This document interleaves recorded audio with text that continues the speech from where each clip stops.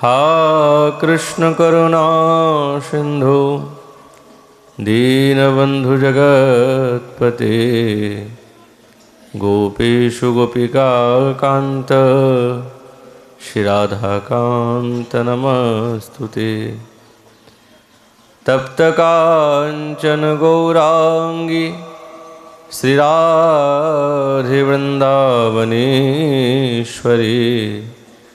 वृषभानुसुते देवी तं नमामि हरिप्रिये। नारायणं नमस्कृतं नरं चैव नरोत्तमं देवीं सरस्वतीं व्यासं ततो जयमुदीरये। तुलसी कननं यत्र यत्र पद्मवनानि च पुराणपठनं यत्र तत्र सन्निहितः हरिः। जय रूप सनातन भट्ट रघुनाथ श्रीजीव गोपाल भट्ट दास रघुनाथ। এই ছয় গোসাইর করি চরণ বন্দন যা হইতে বিঘ্ন নাশ অভীষ্ট পূরণ। वंशाकल्पतरुभ्यश्च कृपा सिन्धुभैव च पतितानां पावनेभ्यो वैष्णवेभ्यो नमो नमः। दुर्गमे पृथिमेन्धस्य स्खलदपादगतिर्मो स्वकृपाजष्टिदानेन सन्तसन्तवलम्बनम्।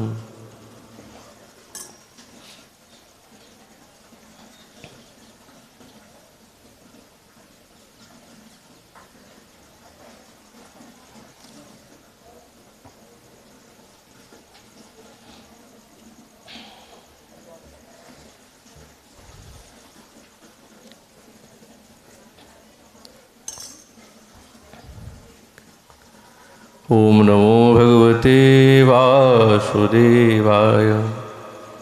श्री श्रीमद्भागवत महापुराणम् अथ श्रीवेणुगीतम्। तद्व्रजस्त्रिया श्रुत्य वेणुगीतं स्मरोदयं काश्चिद् परोक्षं कृष्णस्य स्वसखिभ्यन्नवर्णयन्। तद्वर्णयितुम् आरब्धा स्मरन्त्य कृष्णचेष्टितं नाशकन् स्मरवेगेन विक्षिप्तमनसो नृपः। कलियुग पावन अवतार नदी बिहारी लाल श्री कृष्ण चैतन्य महाप्रभु তার অপার কারুণ্যে দিব্য সেই বেণুগীত প্রসঙ্গে আমাদের আচার্যগণ দিব্যরূপে ব্যাখ্যা প্রদান করেছেন। সুখদেব মহারাজ সমস্ত ব্রজরামাগণের ভাবভঙ্গি সেই বেণুর স্বর শ্রবণ করে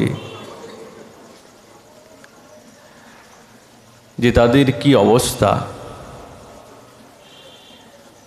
এবং তারা যে গোবিন্দের দিব্য প্রেমে উন্মাদিনী হয়েছেন সেই বিষয়ে বর্ণনা প্রসঙ্গে আমাদের আচার্যগণ বলছেন যেরকম গোবিন্দের অনন্ত গুণ আছে, যেই গুণের কোনো সীমা নাই, সেই রকম ব্রজরামাগণের অনন্ত গুণ। যদি গোবিন্দের কোনো একটা গুণের অনুভূতি এসে যায়, তার দ্বারাই এই বিশ্বের সমস্ত জীব ধন্য হয়, একটা গুণের দ্বারা।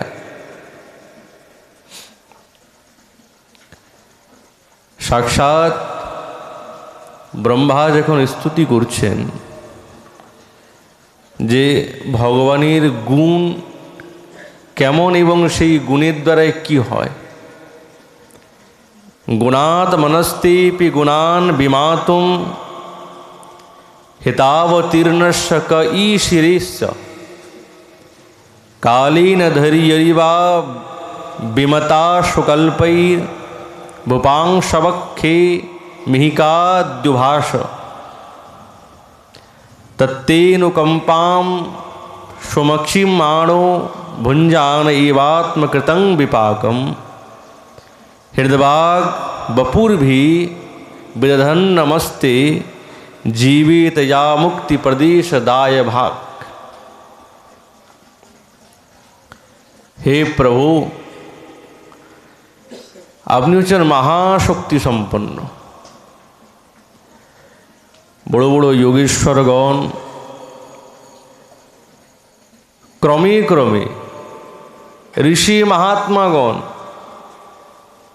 তারাও আপনার এই ধূলিকণা, এই জগতের ধূলিকণা গণতে সমর্থ হতে পারে।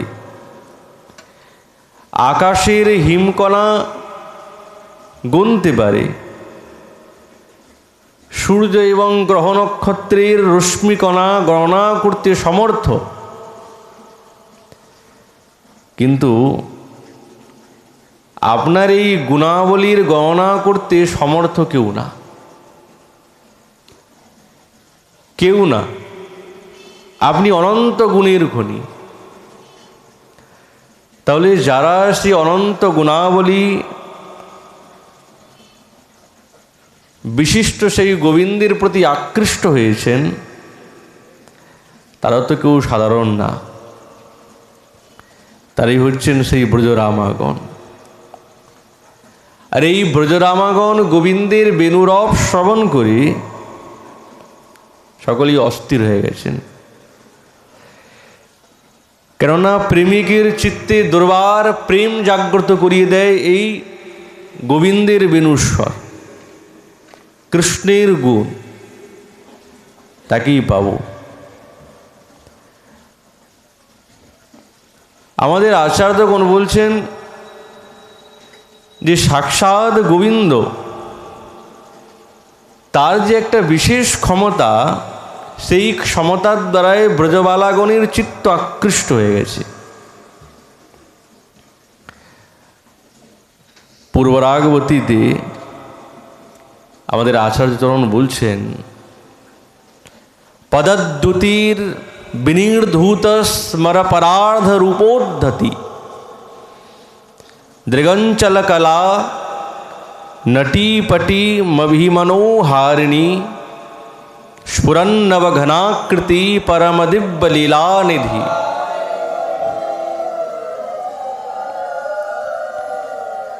क्रियात्तव जगत्त्रयी युवती भाग्यसिंदूरमुदम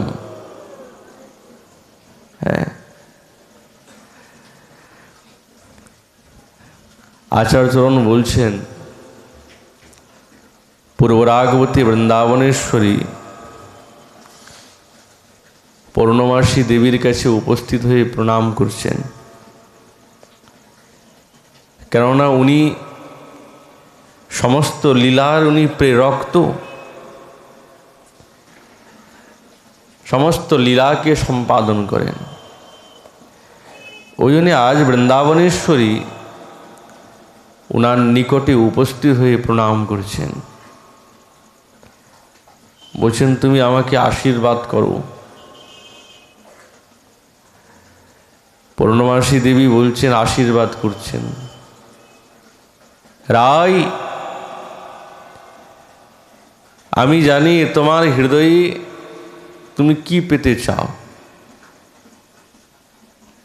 বুঝতে পেরে গেছেন, প্রণাম করে যখন আশীর্বাদ চেয়েছেন না, পূর্ণমাসী দেবী বুঝতে পেরেছেন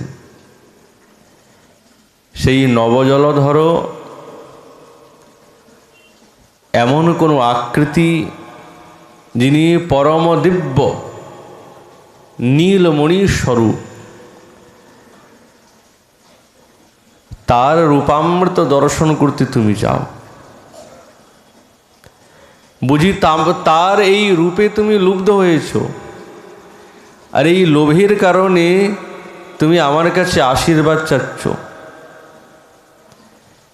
তিনি নিজের কটাক্ষ দৃষ্টির দ্বারাই তোমার চিত্তকে বিদারিত করেছে, আমি বুঝতে পেরেছি।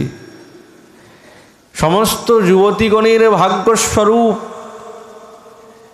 অনির্বচনীয় কোনো পুরুষ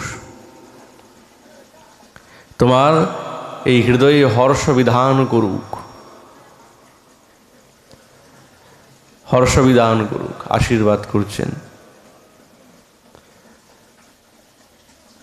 তাহলে এই যে বৃন্দাবনেশ্বরীর আশীর্বাদ চাওয়া, সেটাও কিন্তু গোবিন্দ সুখেই, নিজের সুখ না। অয়ম সুরম্যো মধুর সর্ব সদলক্ষণান্বিত। গোবিন্দ কেমন? তিনি হচ্ছেন সুরম্য, মধুর, সমস্ত লক্ষণাক্রান্ত তিনি, বলবান, নব যৌবনান্বিত, এবং তিনি হচ্ছেন প্রিয়ভাষী, বুদ্ধিমান, সুপণ্ডিত, প্রতিভান্বিত, কৃতজ্ঞ দক্ষিণ প্রেম বর্ষো গম্ভীরাতাম বুধি, ধীর বিদগ্ধ চতুর সুখী কৃতজ্ঞ দক্ষিণ প্রেমবর্ষ, যিনি যার প্রেমে সকলকে বশীভূত করে নেয়, যিনি গাম্ভীর্য, যিনি বরিয়ান কীর্তিমান, সমস্ত নারীগণের মনোহারী, নিত্য নতুন অতুল্যদার শোভা, এবং যিনি প্রিয় বংশী বাদনে পটু, সবসময় বাঁশি বাজান। এমন নাগর তোমার চিত্তে স্ফূর্ত প্রাপ্ত হোক। পূর্ণমাসী দেবী তাকে বলছেন। আমাদের আচার্যগণ গোবিন্দের কথা বলছেন, যেই গোবিন্দ সাক্ষাৎ মাধুর্যমণ্ডিত, সাক্ষাৎ মাধুর্যমণ্ডিত, আর যার জন্য গোবিন্দ বাঁশি বাজাচ্ছেন তিনিও কোনো অংশে কম নয়, তারও অনন্ত গুণ। ওনার গুণাবলিতে মুগ্ধ হয়েই তো গোবিন্দ বাঁশি বাজাচ্ছেন। এই সমস্ত গুণ কিন্তু অপ্রাকৃত, অপ্রাকৃত।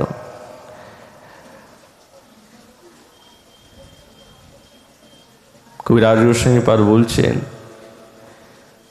যাহার সৌভাগ্য গুণ বাঞ্ছে সত্যভামা, যার ঠাঁই কলাবিলাস শিখে ব্রজরামা, যার সৌন্দর্যারি গুণ বাঞ্ছে লক্ষ্মী পার্বতী, যার পতিব্রতা ধর্ম বাঞ্ছে অরুন্ধতী, যার সদ্গুণ গণের কৃষ্ণ নাপান পার, তার গুণ গণিবে কেমনে জীব ছাড়। যার জন্য তিনি বাঁশি বাজিয়েছেন না, তার মনেতে তিনি মুগ্ধ হয়ে গোবিন্দ আজ কদম্বের তরুতলে দাঁড়িয়ে দাঁড়িয়ে মন্দ মন্দ এই বেণুস্বর আলাপ করছেন। আর এই বেণুস্বরের আলাপেই তার এই দশা। অখিল গুণের সিন্ধু সাক্ষাৎ বৃন্দাবনেশ্বরী। আমরা জানি গোবিন্দের অনন্ত গুণ আছে, কিন্তু সেই গুণকেও পরাস্ত করছেন। বাঁশি তো আগেও বাজিয়েছিলেন, কিন্তু যেই দিন থেকে কৃষ্ণের গোবিন্দের বৃন্দাবনেশ্বরীর সঙ্গে সাক্ষাৎকার হয়েছে না, এই নয়ন চষকের এখন এই রূপামৃতটা লেগে গেল, সেই দিন থেকে তার বাঁশির সুরের আলাপটা পরিবর্তন হলো। এই আলাপ অন্যরকম, সেই রকম না।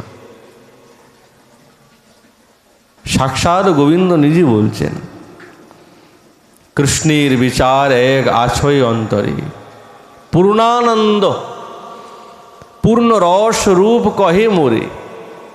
ঠিক আছে, আমি পূর্ণানন্দ পূর্ণ রস এই জগতে সব জায়গায় ব্যক্ত আছে, পণ্ডিতগণ বলেছেন।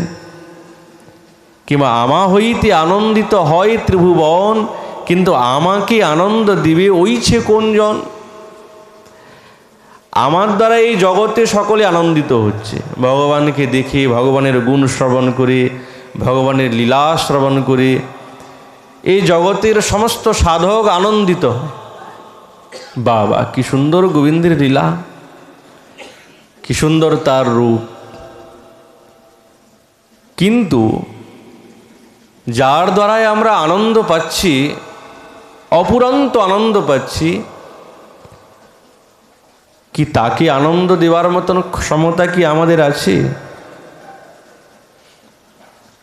গোবিন্দকে কেবলমাত্র যথার্থ রূপে আনন্দ প্রদান করেন, সে কে? গোবিন্দ সবদনে বলছেন কবিরাজ গোস্বামীপাদির বাক্যের দ্বারা, আমা হইতে যার হয় শত শত গুণ, সেই জন আহ্লাদিতে পারে মোর মন। ভগবানের থেকে গুণ কি শত শত কার হবে? যেহেতু নারায়ণকে তিরস্কৃত করে, পরাজিত করে অসমর্থ রূপে বিদ্যমান আছেন সাক্ষাৎ গোবিন্দ নবীন মদন, তার গুণকে পরাস্ত করতে পারবে এমন কোন জন? বলছে আছে। আমা হইতে গুণী বড় জগতে অসম্ভব, একলি রাধাতে তাহা করি অনুভব। একজন আছেন, তিনি সাক্ষাৎ বৃন্দাবনেশ্বরী। এই বৃন্দাবনেশ্বরীর গুণেতে আকৃষ্ট হয়ে গোবিন্দ নিজের সুদবুদ হারিয়ে ফেলেছেন, আগের মতন না। সারা রাত ওই রূপটা চিন্তা করতে করতে করতে করতে অঝর নয়নে কেঁদেছেন, চোখটা ফুলে গেছে, অঙ্গের মলিনতা। বেশি যদি কেউ কাঁদে না, চোখ ফুলে যায়, দাগ হয়ে গেছে, নেত্রান্তে দাগ হয়ে গেছে। মা দেখলো আমার ছেলেটা এতক্ষণ ঘুমিয়ে আছে, কি জানি কি হয়েছে।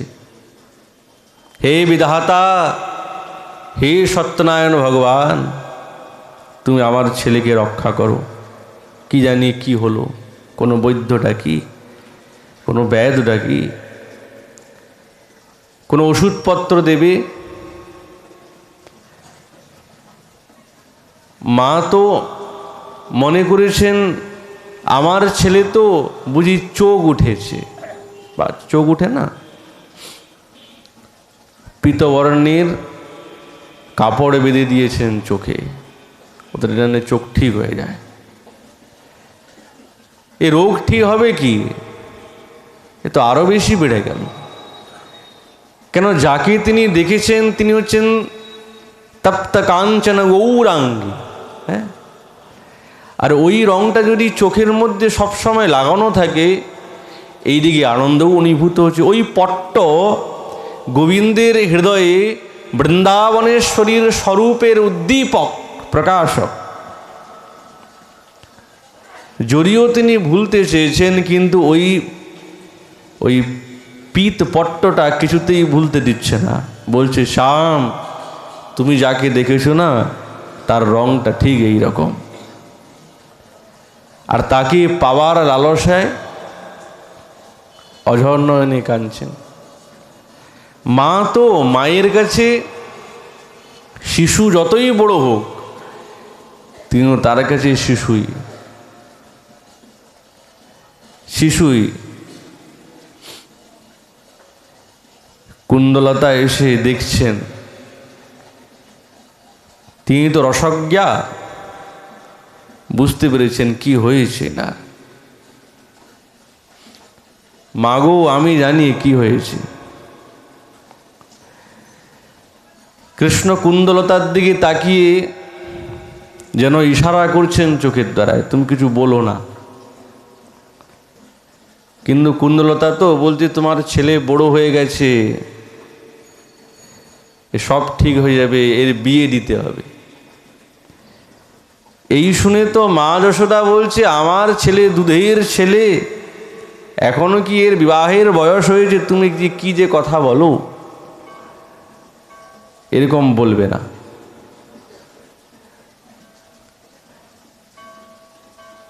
কিন্তু মনে মনে কৃষ্ণের হৃদয়ে ওই যে অপরূপ দর্শন করেছেন, ওই রূপটাই চলছে হৃদয়ে, এই আলোড়ন সৃষ্টি করেছেন। এটা কার ক্ষমতা আছে? এতদিন তো ছিলেন ব্রজে, কত ব্রজসুন্দরীগণকে দেখেছেন, কিন্তু না, কেউ তার মনকে আনন্দিত করতে সমর্থা না, কেবলমাত্র একলা, একলি রাধাতে তাহা করি অনুভব। কোটি কাম যিনি রূপ যদ্যপি আমার, কিন্তু অসমর্থ মাধুর্য সাম্য নাহি যার। মোর রূপে আপ্যায়িত করে ত্রিভুবন, রাধার দর্শনে মোর জুড়ায় নয়ন।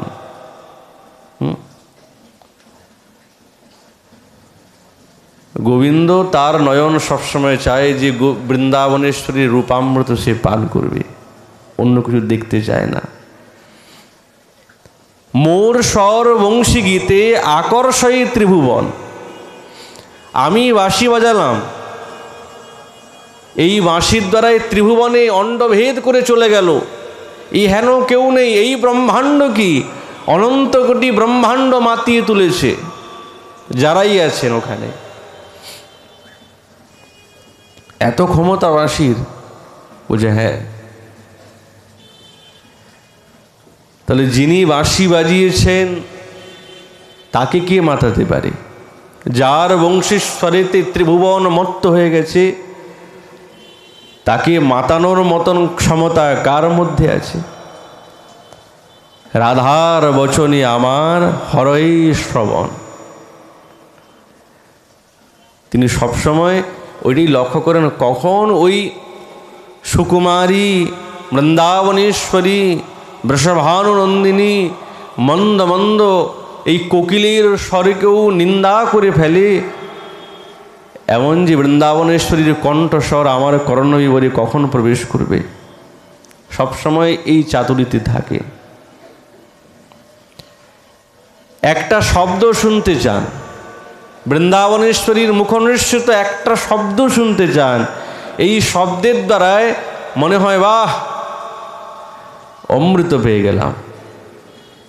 তাহলে চিন্তা করুন কত রসায়িত তিনি।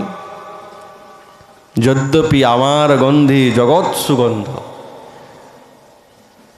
এই জগতে যত গন্ধ আমরা পাচ্ছি, পুষ্প ইত্যাদি যাবতীয় সব কিন্তু গোবিন্দের অঙ্গ গন্ধ থেকে চুরি করেই এরা নিয়েছে। এরা সকলে চুরি করে নিয়েছে অল্প অল্প। কিন্তু মোর চিত্ত প্রাণ হরি রাধার অঙ্গগন্ধ। রাধার অধর রসে আমা করি বশ, যদ্যপি আমার রসে জগৎ সুরস। রাধিকার স্পর্শ, যদ্যপি আমার স্পর্শ কোটিন্দু শিশ। রাধিকার স্পর্শে আমা করি সুশীতল। এই মতো জগতে সুখে আমি হেতু, রাধিকার রূপগুণ আমার জীবাতু।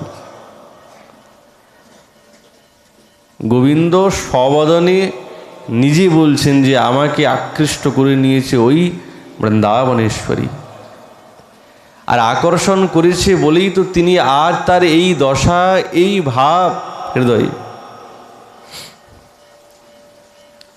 আর তখন তিনি এই বেণুস্বরে আলাপ করছেন। কি অদ্ভুত স্বর! সমস্ত সখীগণ নিজের পরস্পর পরস্পর এই নবীন মদনের মোহন মুরলীর ধ্বনি শ্রবণ করে আর থাকা যাচ্ছে না। অপ্রাকৃত নবীন মদন। এই বাঁশির কুসুম স্বর, 5টি কুসুম স্বর, অরবিন্দ, অশোক, চ্যুত, নবমল্লিকা এবং রক্তোৎপল, এই 5টি হচ্ছেন এই বাঁশির 5টি কুসুম স্বর। আর এইগুলোই হচ্ছেন হৃদয়ে উন্মাদ সৃষ্টি করে। এদের কাজ কি? সম্মোহন, উন্মাদন, শোষণ, তাপন, স্তম্ভন, এদের গুণ এইগুলো, হৃদয়ে এইগুলো জাগ্রত করে। সেই সাক্ষাৎ গোবিন্দের এই মোহন বাণীর দ্বারায় সমস্ত ব্রজবালাগণের হৃদয়ে বিদ্ধ হয়ে গেছে, সমস্ত গোপসুন্দরীগণের হৃদয়ে বিদ্ধ হয়ে গেছে। তারা তাদের মতন নাই। কে কাকে সামলাবে? সকলেই যেন ছটপট করছে সেই শ্যামসুন্দরকে পাওয়ার আলোর সাথে। কে কাকে সামলাবে? বলবে কি? নিজের অন্তরের কথা হৃদয়ে লেগে আছে। সাক্ষাৎ শ্যামসুন্দর মুরলীর ধ্বনির সঙ্গে তার রূপ। যমুনা তীরে ধীরে চলু মাধব, মন্দ মধুর বিনুবায়। ইন্দু বরণ ব্রজবধূ কামিনী, স্বজন তেজিয়া বনে ধায়। যখন শুনেন না, তারা ঘরে থাকতে পারে না। অসিত অম্বর, অসিত সরসী রুহ, অসিত কুসুম হিমকর। ইন্দ্র নীলমণি উদরে মরকত, শিখি চূড়া ওহিবর। আজ তাদের কাছে যেই বস্তুগুলো হৃদয়ের সমস্ত সুশীতলতাকে প্রাপ্ত করে, আর সেইগুলো বিপরীত হয়ে গেছে। গোধূলি ধূসর বিশাল বক্ষস্থল, গো ছাঁদ রজ্জুকন্ধে। দেখি অপরূপ রূপ মনোহর, জ্ঞান দর্শী জ্ঞান হরে। আজ তাদের রূপ নয়নে যে রূপ লেগে রয়ে গেছে না, সেগুলো একটা বিপরীত, অন্যরকম। প্রবল লজ্জা, প্রবল সংকোচ, কণ্ঠরোধ হয়ে যাচ্ছে, বলতে পারছেন না যে কি দেখেছে তারা।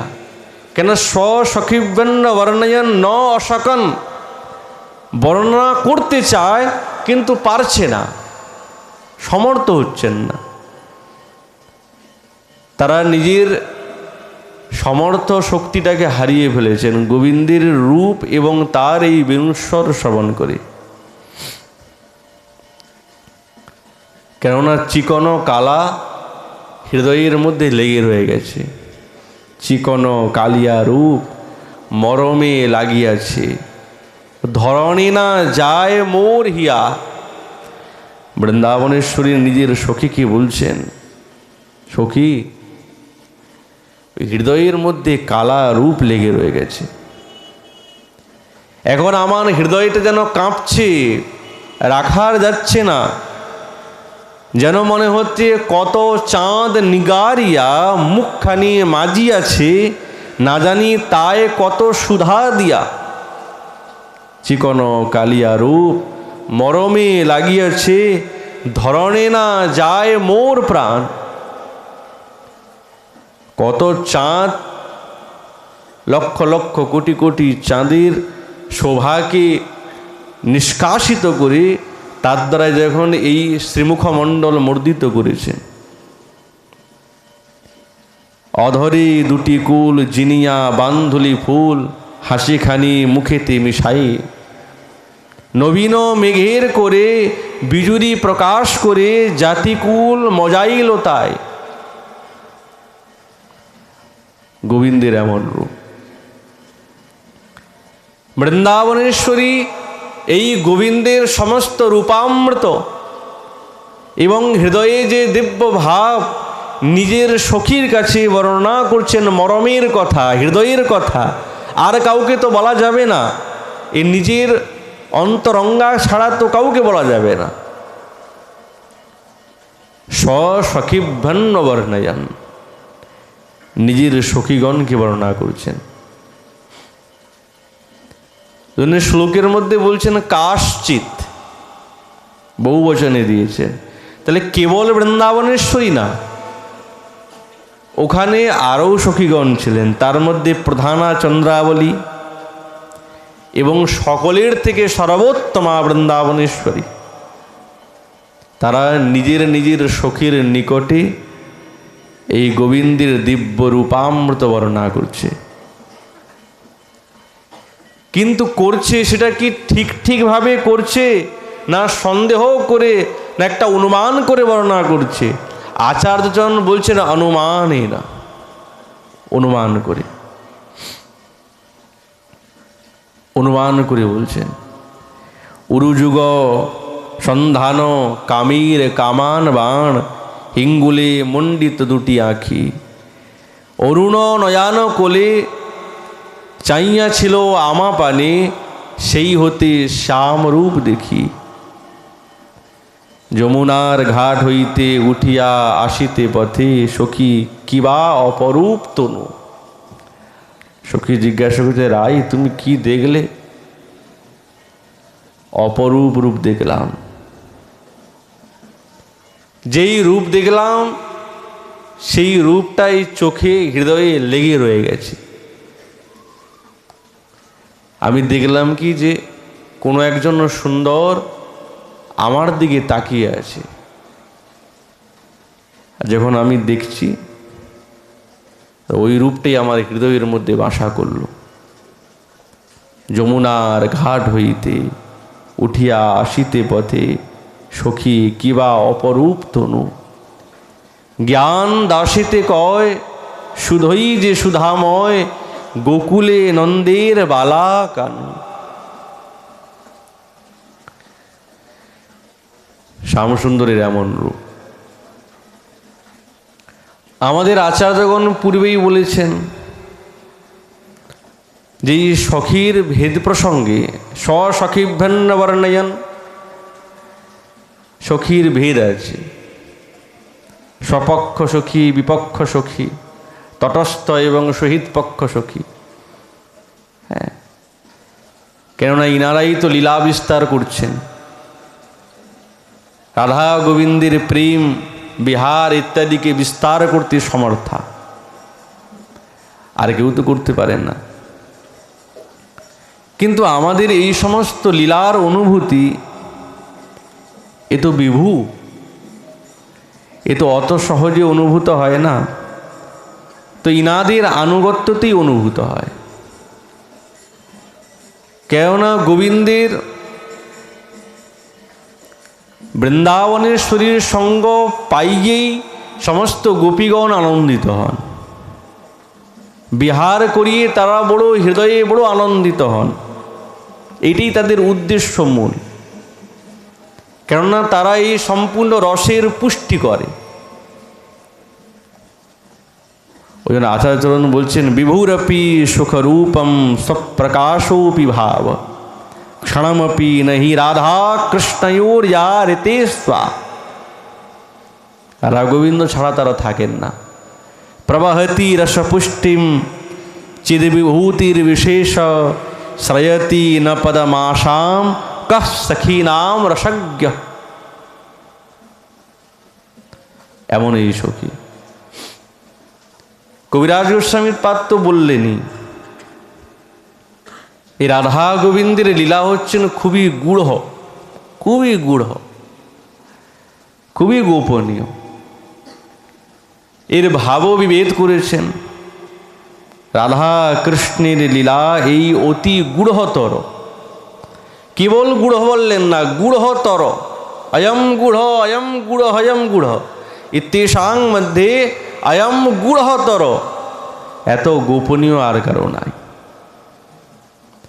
যেই গূঢ়তরর কারণে দেখুন শ্রীমদ্ ভাগবতে সুখদেব মহারাজ বৃন্দাবনেশ্বরীর নামটা পর্যন্ত উচ্চারণ করতে সমর্থ নয়। জানেন খুবই গোপনীয়। এনে কাশা কাশ্চিত স্বসখিভ্যন্ন বর্ণয়ন, এটা কা শব্দ প্রয়োগ করেছেন। এই কায়ের দ্বারাই সাক্ষাৎ বৃন্দাবনেশ্বরীকেই বুঝিয়ে দেয়। দাস্য বাৎসল্যাদি ভাবের না হয় গোচর।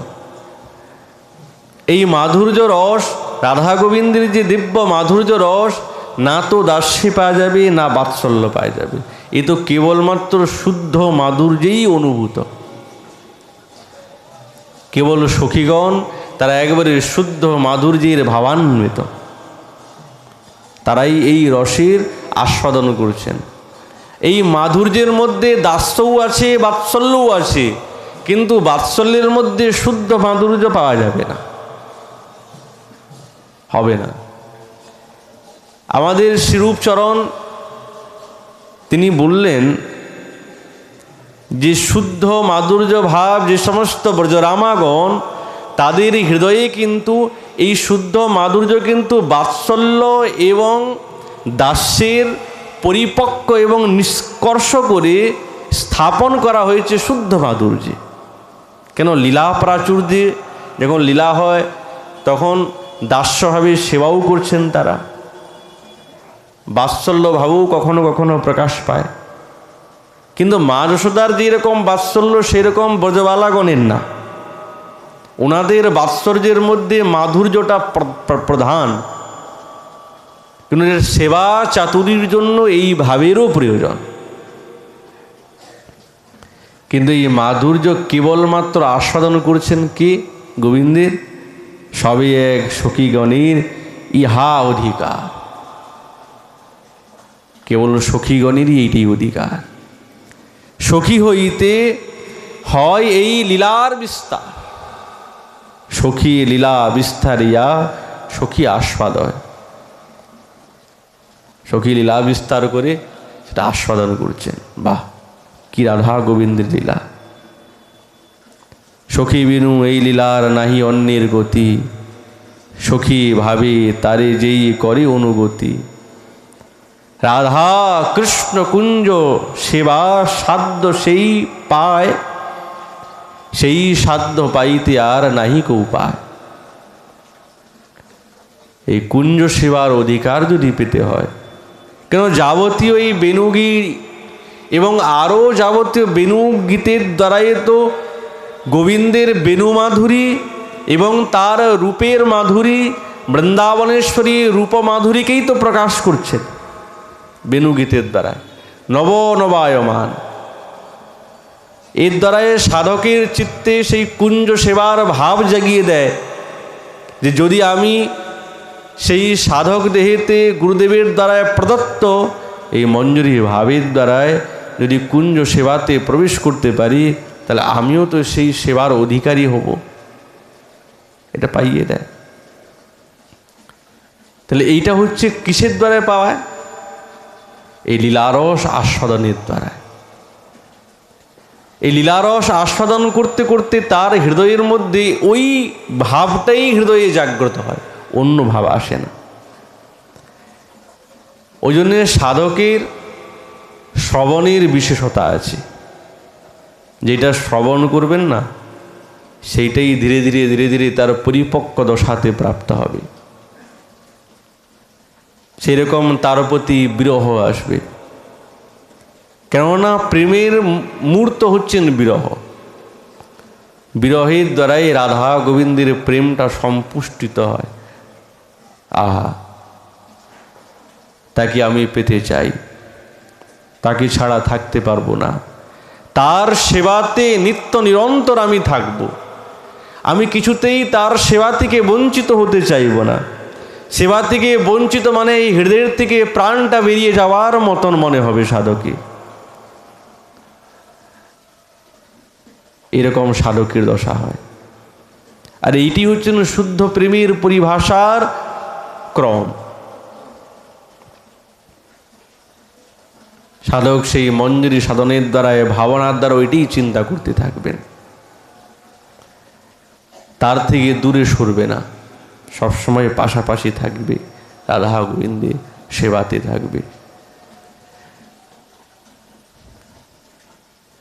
আমাদের সাধক দেহিতে কেমনভাবে দেখুন বিচ্ছেদ, এই বিচ্ছেদাত্মক দুঃখ চরম হয়ে ওঠে। যারা গোবিন্দের সঙ্গে তাদাত্ম সম্বন্ধে সাধনা করছেন, তাদাত্ম, আমি আলাদা নয়, তুমি আমার, আমি তোমার, এই পরিভাষা নিয়ে যেই সাধক চলছে তার কাছে তো বিরহ এবং তার থেকে দূরে সরে যাওয়াটা খুব কঠিন হয়ে যায়। আমাদের কুম্ভন দাসজি ভিখারি, কিছুই নাই তো, কেমন বিরহ দেখুন। গুরুদেব জানেন যে তো ভগবানের কাছে কিছু চায় না, কেউ দিলেও নেয় না, যা ভিক্ষা পায় তাই খায়। গুরুদেব চক্রান্ত করে মনে মনে ভাবছে, যদি একে, অনেক ভক্তজন আছেন দ্বারকা গমন করছেন যাত্রা, একেও নিয়ে যায় সঙ্গে। কুম্ভন চলো, তুমিও আমার সঙ্গে চলো। গুরুদেবের আজ্ঞা, কিছু বলতে পারছেন না, কিন্তু মনের মধ্যে খুব ব্যথা। আমি তো প্রত্যেক দিন গোবিন্দ দর্শন করি, তার সেবা করি, কিন্তু গুরুদেব আমাকে কি সেবা থেকে এবং তার নিকটের থেকে আমাকে দূরে সরাচ্ছেন কেন? এমনই কি আমি অভাগা? কিছু বলতে পারছেন না। ঠাকুরকে বলছেন, ঠাকুর তোমাকে ছেড়ে যেতে হচ্ছে আমাকে, বুঝি প্রাণ রাখা দায়। সীমাটাও পার হন নাই, এক প্রহর হয়ে গেছে। বিশ্রাম করছেন বৃক্ষের তলেতে, নয়নটা ছলছল করছে, আরে বৃন্দাবনের দিকে তাকিয়ে বলছেন, कितेक दिन हैजू गई बिन तोई, कितेक दिन हैजू गए तुम देखें, तरुण किशोर रसिक नंद नंदन, कछुक गठती मुख रेखे। কতদিন হয়ে গেছে তোমাকে না দেখে, সেই নন্দনন্দন, সেই নবরসায়ন, তোমার বড় বড় টানা চোখ, কতদিন হয়ে গেছে। कितेक दिन हैजू गई बिन देखे, तरुण नंद नंद रसिक नंद नंदन, कछुक उठती मुख रेखे। তোমার সেই মুখমণ্ডল দর্শন করা কতদিন হয়ে গেছে। वह चितवन वह हास मनोहर,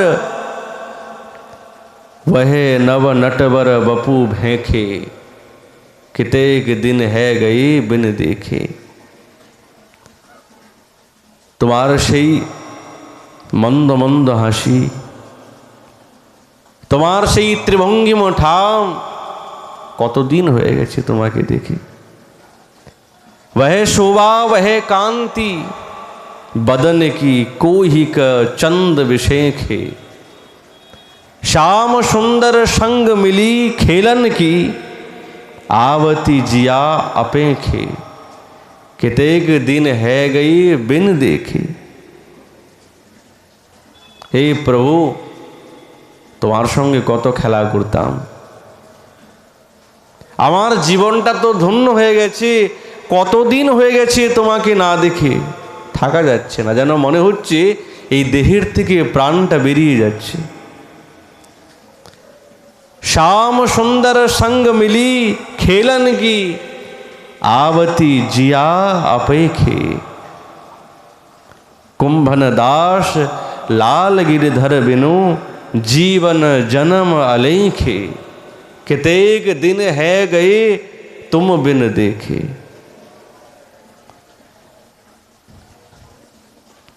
हे गिरधारी, কতদিন হয়ে গেছে। মূর্ছা কাঁদছে। গুরুদেব দেখলেন, যেন মনে হয় সাক্ষাৎ আত্মা স্বরূপ ঠাকুর একে যদি আমি এই বৃন্দাবনের বাইরে নিয়ে যাই, এ বাঁচবে না, মরে যাবে। এ আর বাঁচবে না, মরে যাবে। মূর্ছা হয়ে গেছে তো গুরুদেব, কিছুতেই চেতন হচ্ছে না, জল ছিটাচ্ছেন, চেতন নাই। গুরুদেব কানে কানে বলছে, কুম্ভন তোমাকে আর দ্বারকা যেতে হবে না, যাও। তুমি সাক্ষাৎ সেই নটবর নন্দ কিশোর ত্রিভঙ্গি মঠাম কুঞ্চিত কেশ আকরণ্য বিস্তৃত নয়ন, তার সেবাতে রত থাকো। ও এতক্ষণ নির্বল হয়ে গিয়েছিল, জলের দরকার নেই, সঙ্গে সঙ্গে চৈতন্য।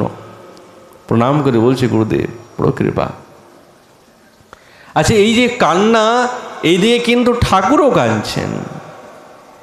কুম্ভন তুমি চলে যাচ্ছ, আমাকে তো প্রত্যেক দিন তুমি গান শোনাও, কে আমাকে গান শোনাবে? কে আমাকে শয়নের সময় গান করে করে শয়ন দেবে? কে আমাকে প্রাতকালে গান গেয়ে জাগাবে? কে আমাকে মধ্যাহ্ন গান গেয়ে ভোজন করাবে? তুমি তো আমাকে করাতে। তো এই পরস্পর পরস্পর যে দিব্য মাধুর্য ভাব, এই ভাবটাই হচ্ছেন রসের প্রাচুর্য। সাধকোচিত দেহেতে এইরকম বিরহ সাধকের হৃদয়ের সঞ্জাত হবে, তবেই তো সেই রসশাস্ত্র এবং রসের অনুভূতি করতে পারবে। এই হচ্ছেন ভাব। বিরহ চাই, তাকে পাওয়ার জন্য ছাড়ব না। এটি হচ্ছেন আমাদের রাগমার্গীর ভজনের পদ্ধতি, বিরহ। যেই বিরহ বৃন্দাবনেশ্বরী গোবিন্দকে পাওয়ার জন্য বারংবার করছেন, সেই বিরহকে সাক্ষাৎ শ্রীকৃষ্ণ চৈতন্য মহাপ্রভু স্বীকার করে গম্ভীরাতে কেমনভাবে আস্বাদন করছেন। অনুপম, এ তো তুলনাই নাই, ভাষাই নাই। কোনো কি ভাষা আছে? সেই বিরহই আমাদের আচার্যগণ আস্বাদন করছেন কান্তে কান্তে। আর সেই বিরহই তাদের আনুগত্যে যে সমস্ত ভক্ত এবং সাধকগণ আছেন, তারাও এই বিরহটাই আস্বাদন করবে। এটি হচ্ছেন মূল। এই বলে আমাদের ভাগবতী কথা এখানেই বিশ্রাম। মহাপ্রভুর কৃপা হলে আগামীকাল আবার এই বিষয়ে আলোচনা হবে। নিতাই গৌর হরি।